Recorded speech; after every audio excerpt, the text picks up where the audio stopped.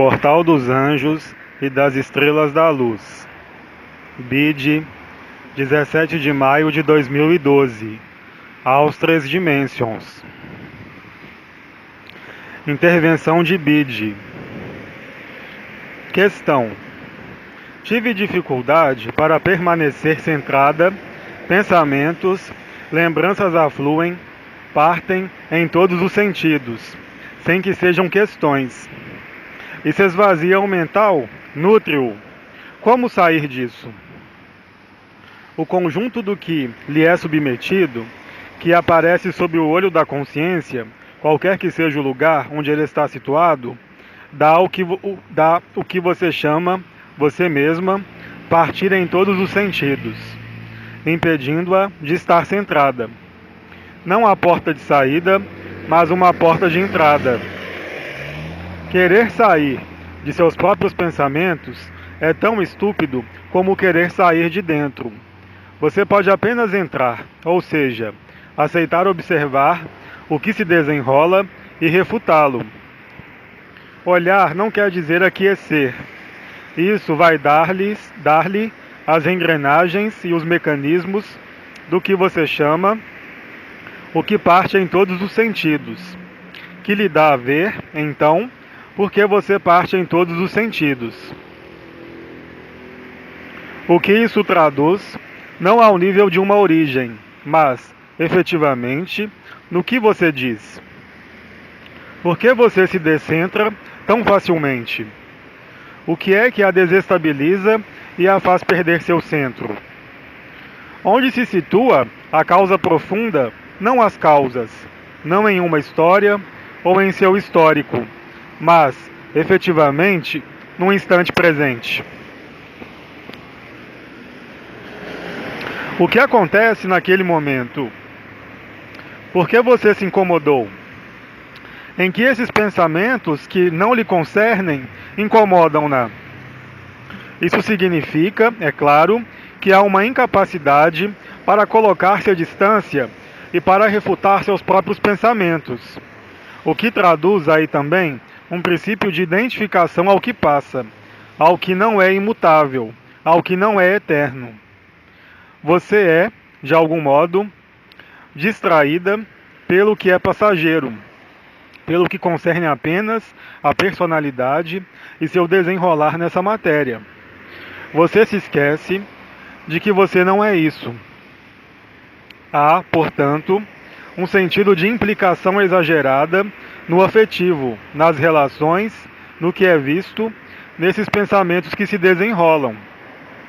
Você é, portanto, agitada por suas próprias emoções e por seus próprios pensamentos, porque você dá peso a eles, consistência, e está persuadida de que eles vêm de você.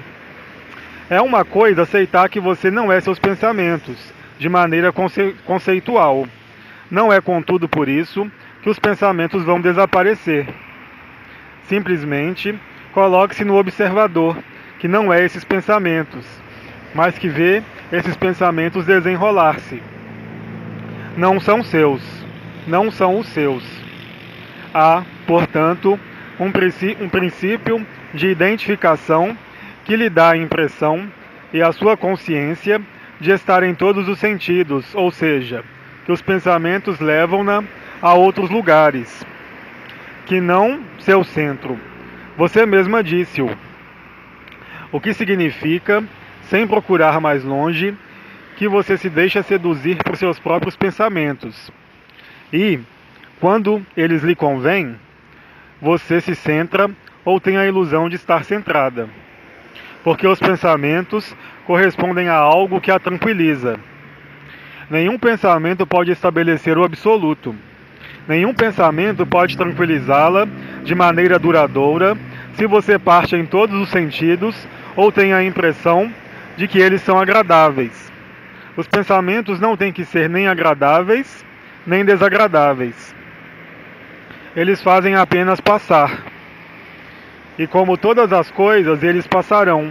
Isso é efêmero. Você dá peso ao efêmero, uma vez que ele a altera. Você não está, portanto, colocada no bom lugar para vê-los e refutá-los.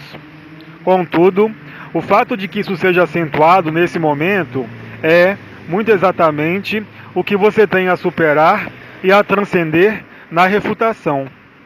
Assim que um pensamento age sobre sua emoção, sobre uma decisão, você não é mestre de si mesma, uma vez que é o pensamento que decide você. Reflita: quem decide? Em definitivo, é sempre a razão, é sempre o intelecto, dos quais alguns se vangloriam. A problemática vem que os pensamentos, junto àqueles que estão, como vocês dizem, em diligência espiritual, podem tomar a cor, a impressão de uma intuição, como por exemplo os impulsos da alma ou os impulsos etéreos. Mas são sempre pensamentos que a levam a pensar e a conceituar a noção do que é bom para você e do que é mal para você. Enquanto você pensa assim e aceita esse mecanismo de pensamento, você não é livre. Você está submetida aos seus próprios pensamentos, ou seja, ao discernimento e à intuição que a impedem de ver a unidade e ainda mais o absoluto. O absoluto não é nem bem nem mal. Ele não se importa com esse referencial. O absoluto não se importa com si, ele não se importa com a intuição e com carismas, porque tudo isso releva de uma projeção, de uma manifestação exterior ao que é efêmero. De uma manifestação exterior ao que é eterno. Há algo que se manifesta e que vem obstruir ou facilitar o quê? O eu ou o si. O absoluto desvenda-se porque as circunstâncias da Terra não são mais as mesmas. Se, em você, isso reativa e revive os pensamentos, isso quer dizer que, em sua história, você atribuiu demasiado lugar ao raciocínio, demasiado peso às emoções, ao olhar do outro, aos pensamentos do outro. Isso também impede-a de juntar-se ao seu centro. Por quê? Porque no centro há toda a força, há tudo o que é necessário. É um espaço e um tempo sem espaço e sem tempo, no qual a escolha não tem mais razão de ser, no qual a razão não tem mais razão de ser. A razão será aplicada nos setores em que a razão é necessária, e unicamente quando é necessária. Sentar-se no correto lugar para conduzir um veículo, e não atrás. Isso é a razão. Mas a partir do instante em que, na emoção, a partir do instante em que, nas relações, quaisquer que sejam, você deixa passar a razão à frente, você se perde porque, como eu disse ontem, há sempre uma chance em duas de enganar-se. E é muito exatamente o que acontece porque os pensamentos são oriundos em definitivo, apenas do medo, apenas de mecanismos de sobrevivência, de manutenção da artificialidade do ego da pessoa. Feliz aquele que não tem mais pensamento perturbador. Feliz aquele que não crê mais em seus próprios pensamentos, porque ele está livre. Enquanto você adere aos seus pensamentos, tanto agradáveis como desagradáveis, você não está livre, porque é persuadida de que é você que pensa. O que pensa é o ator, é a marionete, não é aquele que puxa os fios, e ainda menos aquele que está cheio dos fios, ainda menos aquele que está acima dos fios. Nenhum pensamento confere a liberdade, mesmo mais iluminado.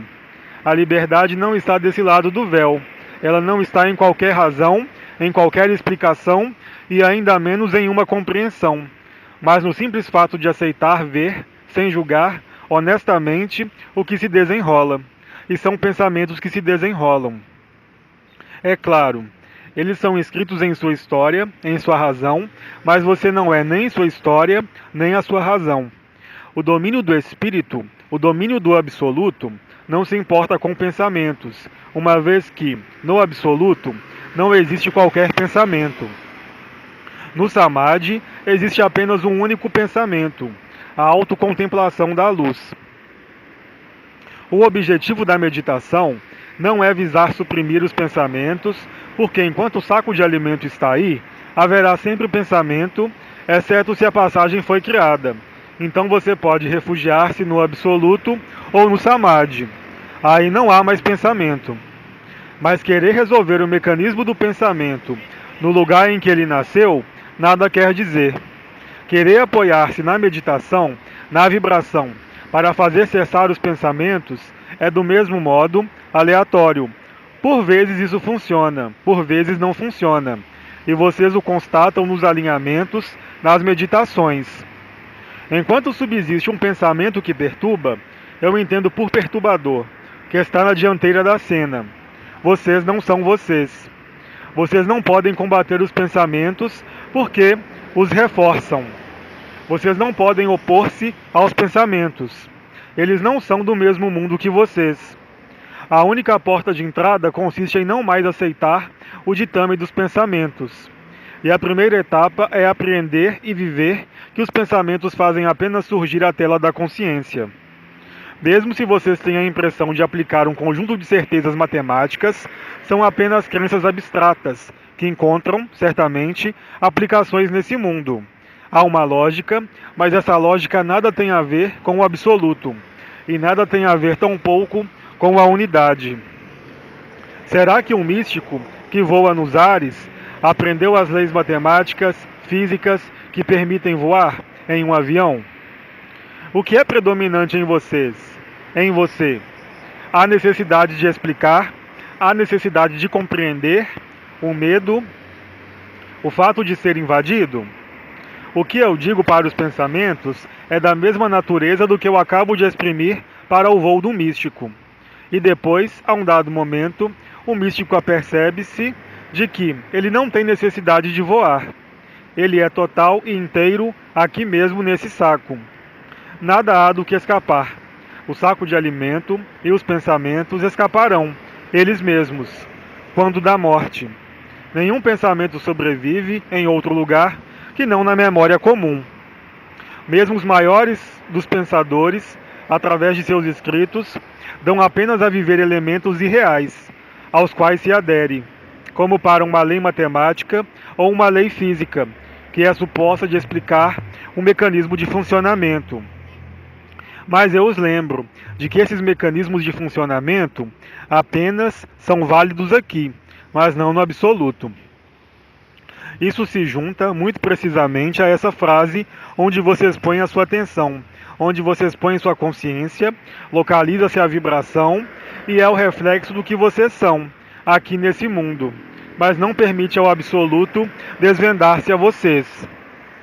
O ego vai construir todas as estratégias necessárias para a própria sobrevivência. Os pensamentos, certamente, um dos mecanismos os mais poderosos. Por quê?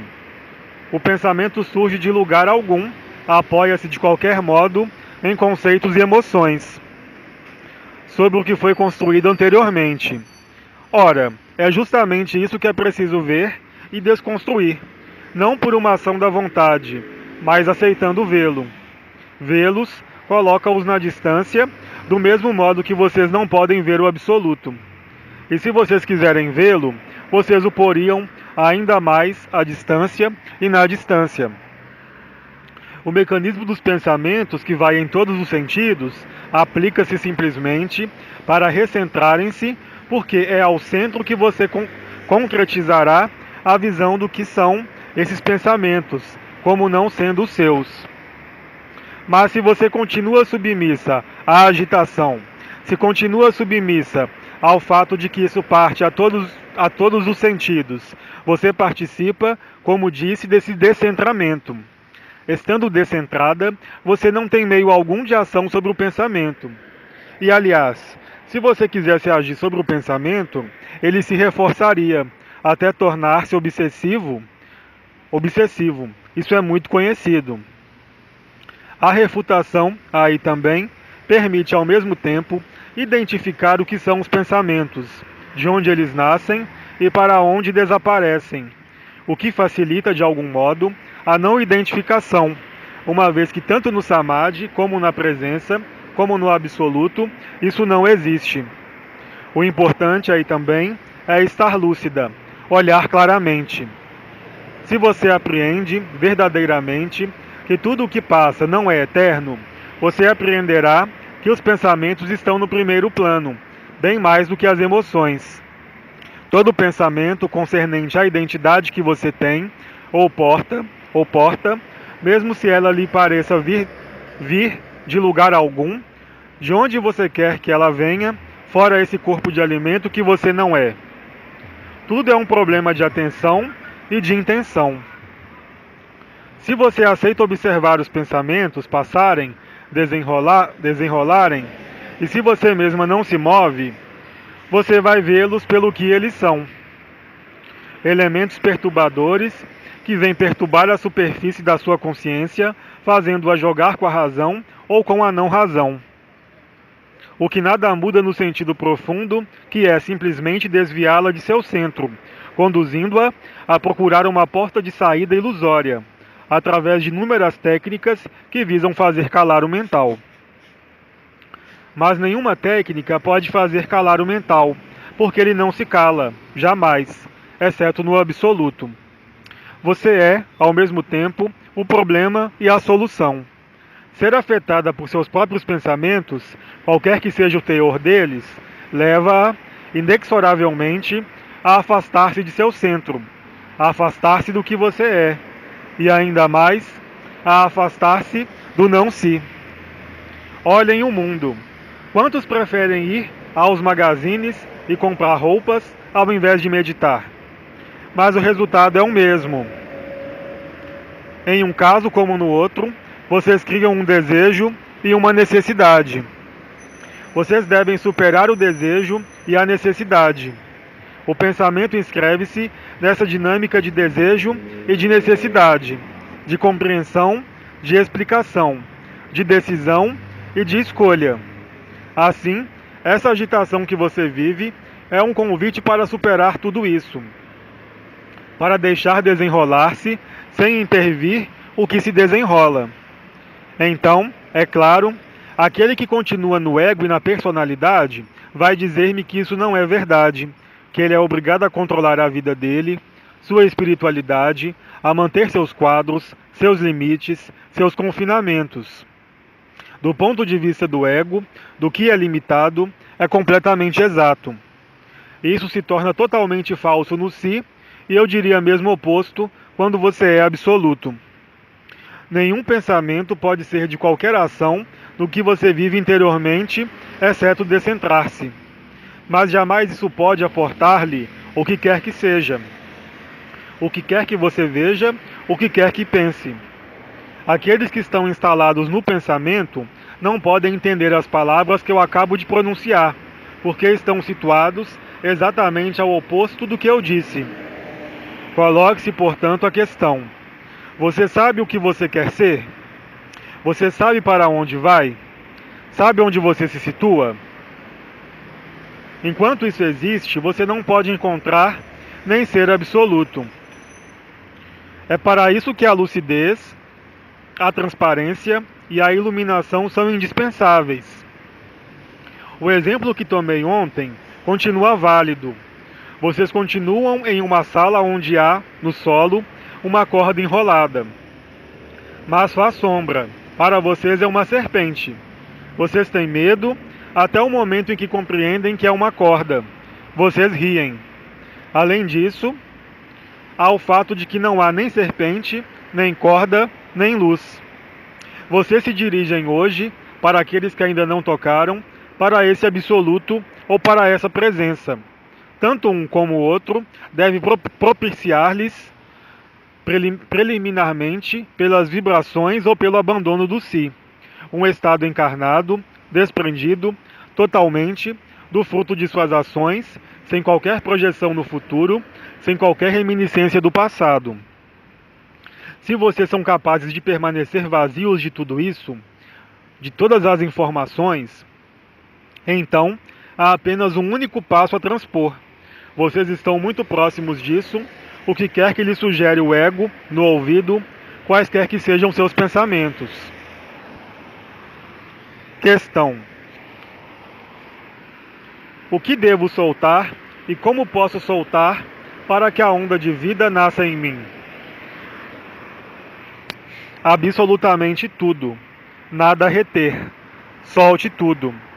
Enquanto você mantiver algo, isso não funcionará. É preciso parar de olhar-se o umbigo. É preciso também parar de olhar o que quer que seja. É preciso, por exemplo, estar plenamente presente no si e nada desejar ou nada pedir, nada esperar. Ficar aí simplesmente. Se você é capaz de fazer isso, há alguns minutos, a onda de vida aparecer-lhe-á, mas ninguém pode fazê-lo em seu lugar.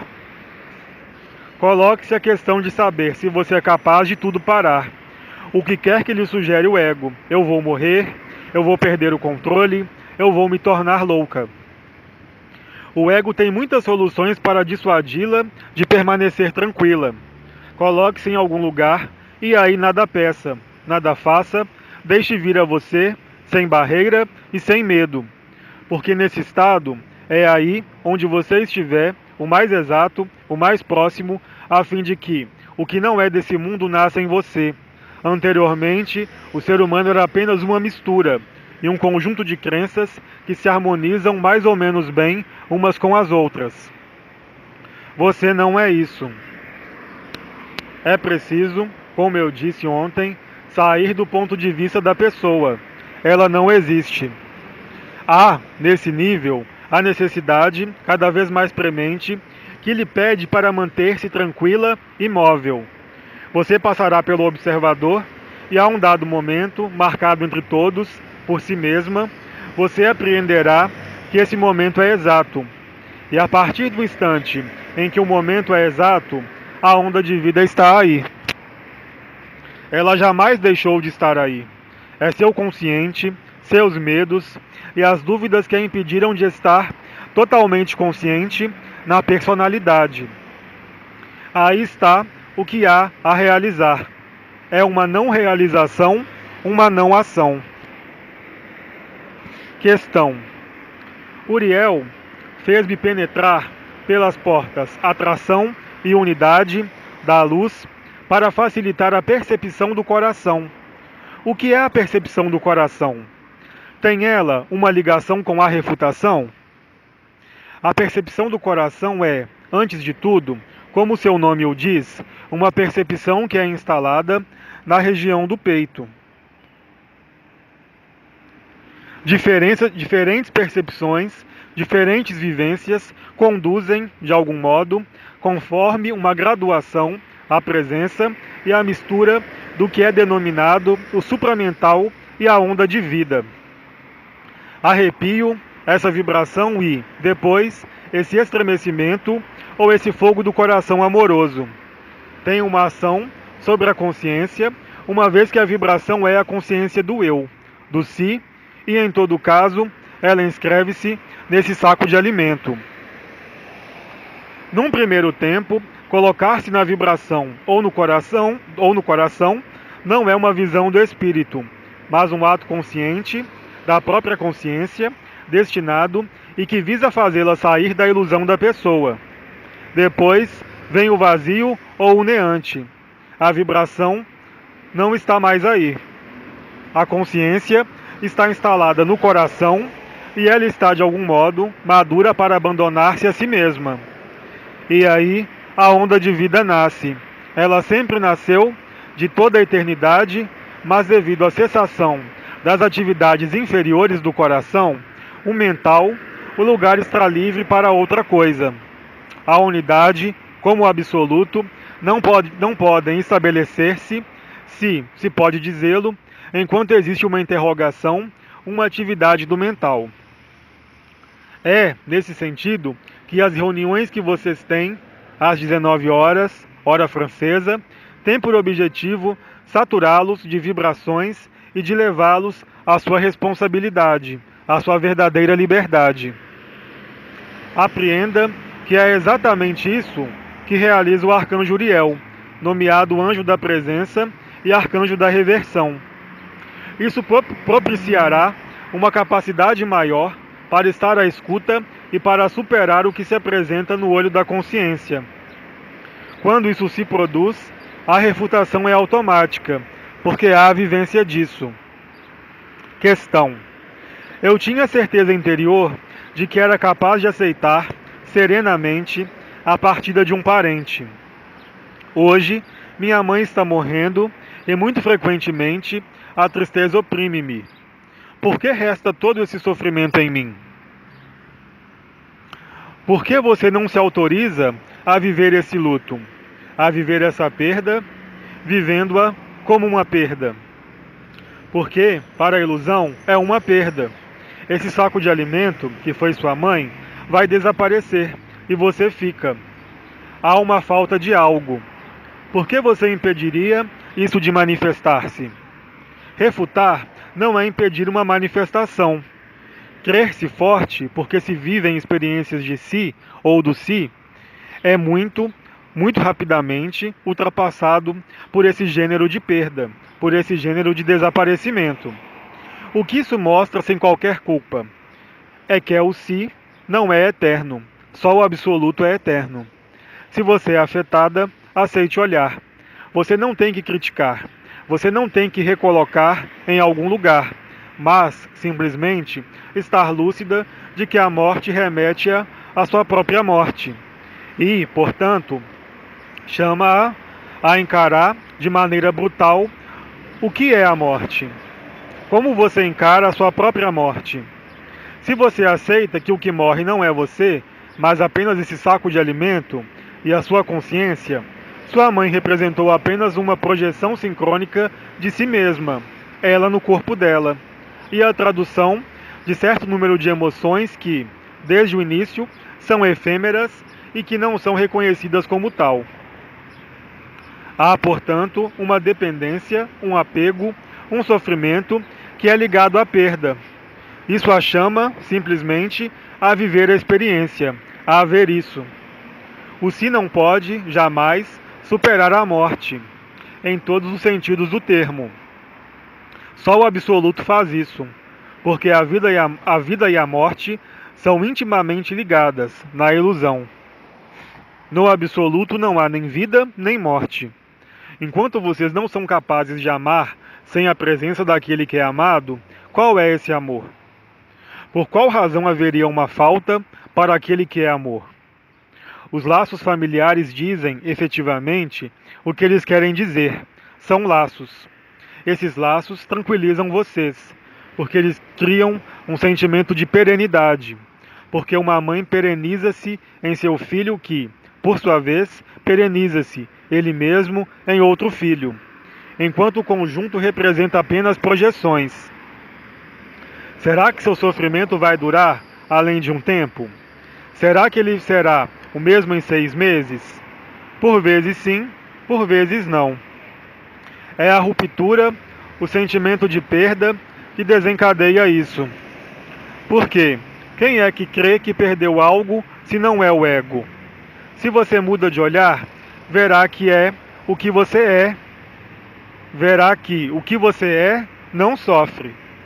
Por um momento transitório, você saiu da poltrona e entrou no papel do ator e da interação com outro ator. Essa interação nada quer dizer, porque aquela que você amou como mãe, aliás, é um ser que foi seu algoz. Portanto, você está influenciada e marcada pelo instante, o instante do laço, aqui chamado criação ou procriação. Há, necessariamente, essa perda e o medo da perda, que é inscrito em você. Porque aquele que sabe o que é a morte não pode ser afetado pela morte de um parente. Ao contrário, se ele pensa na morte, deveria estar contente e feliz, porque ele saiu da ilusão enquanto você ali permanece. Onde vocês põem o amor? Vocês o põem no laço e na dependência? Ou então vocês o põem no fato de que um ser seja liberado da limitação, do confinamento, da ignorância? Isso prova também que você se coloca de seu ponto de vista, mas não do ponto de vista daquele que parte, não no sofrimento dele, mas na liberdade dele a vir. Vocês encaram a morte como uma perda, mas a morte é tudo, exceto uma perda. Eu poderia responder-lhe que a vida é uma perda aqui. Sim, porque vocês perdem o absoluto. Aí está a verdadeira perda.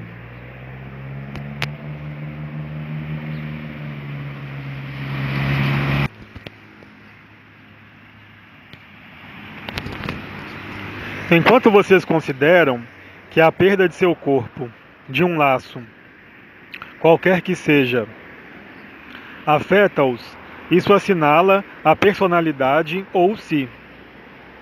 Aquele que está realmente no absoluto sabe muito bem que a morte é um nascimento.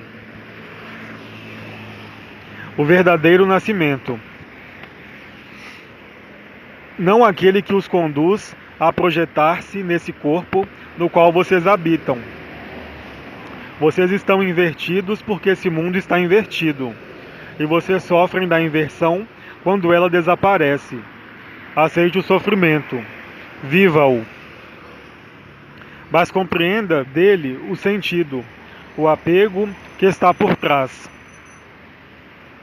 Enquanto você é submetida a esse gênero de reação, aceite vê-lo, mas veja mais longe do que isso, porque isso traduz outra coisa que a simples perda afetiva daquela que a nutriu e a pôs no mundo. É bem mais do que isso. Enquanto em outros países a morte é uma festa. Há tanto culto da personalidade e do efêmero nesse mundo que vocês festejam os nascimentos.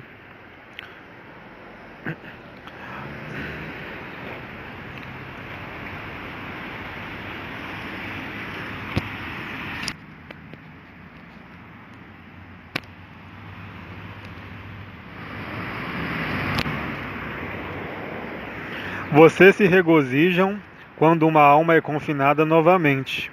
Vocês a querem mesmo, como mãe, confinar almas, porque vocês estão sós. Se vocês vão ao extremo dessa lógica, verão aparecer claramente as faltas, a necessidade de preencher-se de ilusões. O instinto de reprodução, que chama a vida, é apenas um apelo à morte. Vocês são eternos e são amor. Por que travestir o amor em qualquer nascimento, ou a perda de um amor em qualquer morte? Conceitualizem e vivam que é apenas um ponto de vista e uma posição, e que dessa posição de onde vocês estão decorre o sofrimento ou o não sofrimento. O sofrimento não existe. Quando você morre, será que você leva seu sofrimento? Será que aquele que sofreu no momento da morte é capaz de levar o sofrimento como as alegrias, aliás? Enquanto vocês se colocarem a si mesmos no efêmero, qualquer que seja esse efêmero, um filho ou um pai, nesse corpo que é o seu, vocês sofrerão, porque o efêmero é sofrimento. Não é questão de renegar o sofrimento, mas de ver claramente o que se desenrola. Você quer simplesmente que seus samadhis e sua alegria sejam alternâncias com o sofrimento? Ou você quer não mais ser tributária de qualquer sofrimento? O sofrimento não é, jamais, inevitável. Ele é apenas ressonância com um ponto de vista. Não se esqueça de que o sofrimento, antes de tudo, é um processo químico, quer esse sofrimento seja físico ou psicológico. A consciência brinca de sofrer. O absoluto não pode sofrer, mesmo se esse corpo seja tocado. E eu falo de experiência. Aliás, a própria expressão, quando vocês dizem eu estou doente, eu tenho um câncer, eu tenho um luto. Quem é que tem um luto? Quem é que tem um câncer? Esse corpo, não vocês. Mas vocês estão tão apegados à sua pessoa que não veem nada mais que sua pessoa. Coloquem-se a questão de por que vocês estão apegados ao efêmero, enquanto sabem que é efêmero e que o efêmero é sofrimento necessariamente. Perguntem a um bebê se ele tem a lembrança disso, se ele está feliz de estar aqui. Ele está feliz onde? No ventre, mas não quando ele sai. Perguntem a um morto, que está morto, mas não antes que ele morra, mas depois. Será que ele está contente? Portanto, vocês projetam sem parar seus quadros de referências em relação à sua falta. Reflitam. Se não houvesse lugar para a falta em vocês, por que manifestar qualquer sofrimento por aquele que é liberado? De fato, seu ponto de vista é egoísta. Falta-lhes amor e, portanto, falta-lhes respeito por aquele que está no amor, uma vez que ele parte ou que ele partiu. E vocês amam aquele que chega. Do ponto de vista da pessoa e da lógica humana, familiar e social, é perfeito. Do ponto de vista do absoluto, é torcido, é completamente inverso, e é a verdade. O que vocês exprimem quando a falta do outro os toma? A falta de si mesmos quando a falta do outro os toma. A falta de si mesmos, simplesmente, uma vez que o outro é você. Então, é muito bonito falar de amor e dizer que tudo é um e fazer a experiência disso. E vem uma separação ou uma perda. O que é que vocês manifestam? O sofrimento. A alegria desapareceu. Por quê?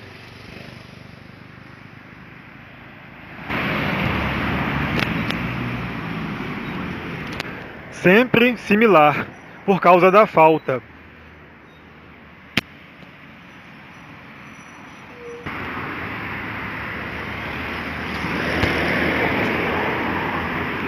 E a falta inscreve-se como uma subdivisão do medo.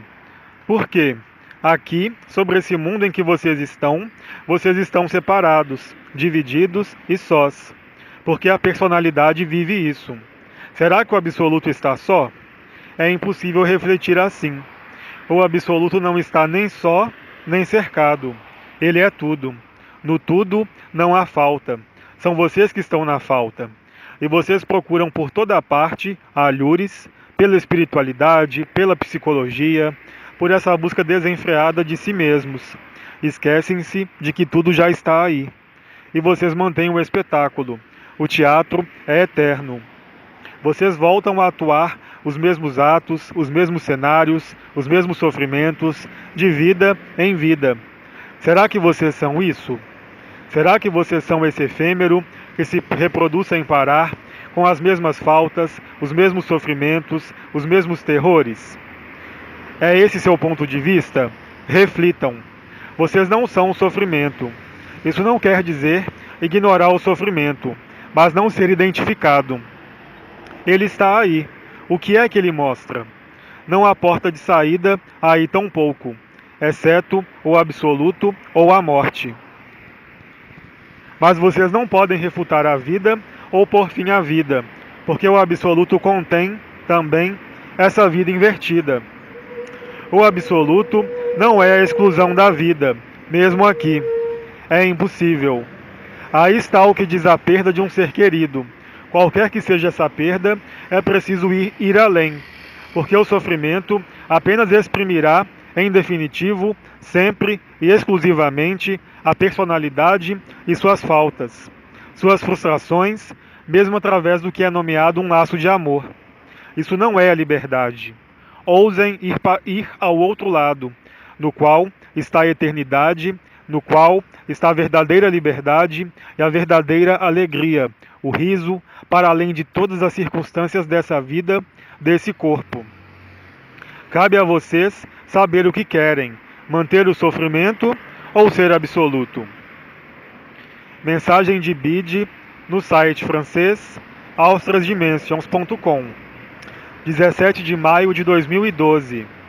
Versão do francês Célia G. leiturasdaluz.blogspot.com. Transcrição e edição Andréa Protizek e Zuma Peixinho. portaldosanjos.net.